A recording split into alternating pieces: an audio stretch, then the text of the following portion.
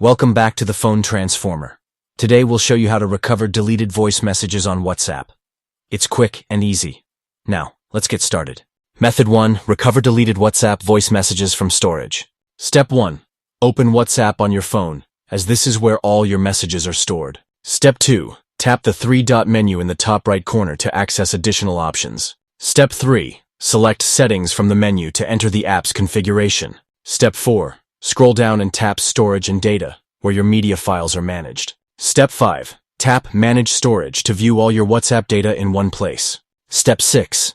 Scroll down and find the contact whose voice messages you want to recover, as their chats hold the deleted files. Step 7. Tap on the contact's name to open their media history.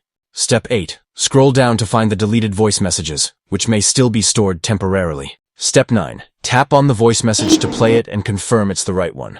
Step 10. Tap the three-dot menu in the top right corner for more actions. Step 11. Select Save to recover the voice message and store it securely. Method 2. Recover deleted WhatsApp voice messages from gallery, if auto-download enabled.